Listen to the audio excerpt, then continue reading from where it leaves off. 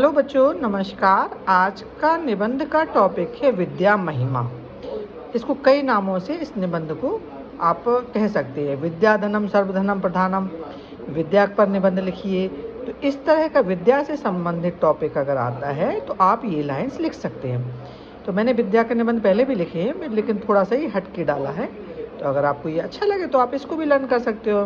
तो पहली लाइन है, कस्यापि विषयस्य सम्यक ज्ञानम यया भवति या विद्या कथ्यते। किसी भी विषय का उचित ज्ञान जैसे होता है वही विद्या कहलाती है। आप किसी भी विषय का ज्ञान प्राप्त करें तो उस विषय में आपको विद्या यानी ज्ञान प्राप्त हो जाएगा। ज्ञान प्राप्त होने का मतलब विद्या प्राप्त होना है। सेकंड है, विद्या एव मनुष्य सत्य असत्यम च जानति। विद्या से ही मनुष्य सत्य और असत्य को जानता है। थर्ड है, विद्या एव जगति मनुष्य उन्नतिम करोति।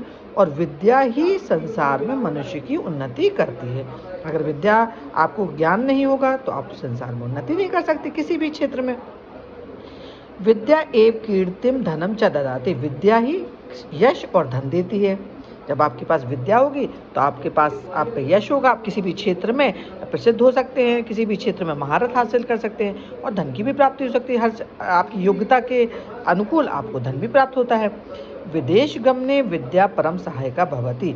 और विदेश जाने पर तो विद्या बहुत सहायक होती है। अगर आप अनपढ़ होंगे तो आप किसी भी चीज़ को नहीं समझ पाएंगे। आपको हिंदी, इंग्लिश, संस्कृत किसी भी विषय के बारे में जानकारी होती है तभी आप बाहर जाते हैं, विदेशों में जाते हैं। तो अपनी विद्या की सहायता से आप आराम से विदेशों में भ्रमण कर सकते हैं।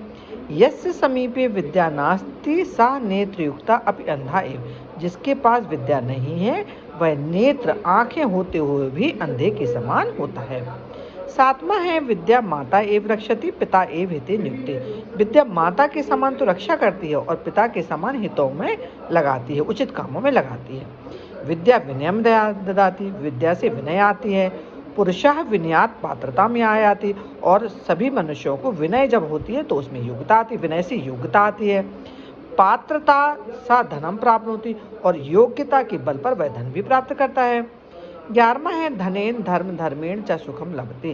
और धन से धर्म और सुख भी मिलता है। जब आपके पास धन आता है तो आप दान पुण्य भी करते हैं और आपकी जरूरतें भी पूरी होती हैं तो आपको सुख की अनुभूति होती है। 12वां है, एतेन कारणेन सुखस्य आधार विद्या एव भवति। इन सभी कारों का सुख का आधार विद्या ही है।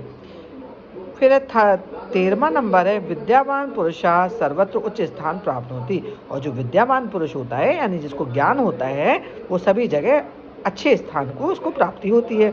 बड़े बड़े पदों पर किसी भी क्षेत्र में अच्छे स्थान पर उसको प्राप्ति होती है अच्छे स्थान की। 14 है, राजा केवलम स्वदेशे पूज्यते परंतु विद्वान सर्वत्र पूज्यते। राजा केवल अपने देश में ही पूजा जाता है, लेकिन जो विद्वान व्यक्ति होता है वो संसार में कहीं पर भी चला जाए और वहाँ पर उसकी पूजा होती है, यानी उसका सब लोग सम्मान करते हैं। अतएव सम्यक कथ्यते, इसलिए कहा गया है, सही ये कहा गया है उचित रूप से, नास्ति विद्या समो बंधु नास्ति। एक मिनट रुकिए, थोड़ा भूल गया। नास्ति विद्या समूह बंधु नास्ति विद्या सम सुहृद नास्ति विद्या संवित नास्ति विद्या समम सुखम। ना तो विद्या के समान कोई बंधु है, ना ही विद्या के समान कोई मित्र है, ना ही विद्या के समान कोई धन है। विद्या ही सबसे बड़ा सुख है। तो इस तरह से हमने 14 लाइन लिखी हैं। आपको अगर छोटी क्लास के बच्चे हैं, आप 7th 8th के बच्चे हैं तो आप यानी 10 कोई भी सरल यूज़ कर सकते हैं। लेकिन अगर आप 10th 11th 12th के बच्चे हैं तो आप पूरा ही इस जो निबंध है उसको पढ़िए, समझिए और लिखिए। और श्लोक ये भी लिख सकते हैं, और भी कई श्लोक है विद्या के संबंध में। विद्या ददाति विनयम विनयात याति पात्रताम पात्रत्वात् धनमाप्नोति धनात् धर्म तथा सुखम, वो भी लिख सकते हैं। ये श्लोक अगर आपको याद हो जाए तो ये भी श्लोक लिख सकते हैं। एक और श्लोक है कि जिसको विद्या को कोई न चुरा सकता है न ले सकता है, तो वो वाला भी श्लोक लिख सकते हैं। और अगर श्लोक लर्न करने में परेशानी है तो आप इन भारत एयरलाइन को भी लिख दें तो भी सब पर्याप्त हैं, आपको अच्छे मार्क्स मिल जाएंगे। बट विभक्तियों में त्रुटि नहीं होनी चाहिए। तो अगर आपको हमारा वीडियो अच्छा लगा हो तो प्लीज़ अपने दोस्तों में शेयर करिए और लाइक करिए, सब्सक्राइब करिए। Thank you.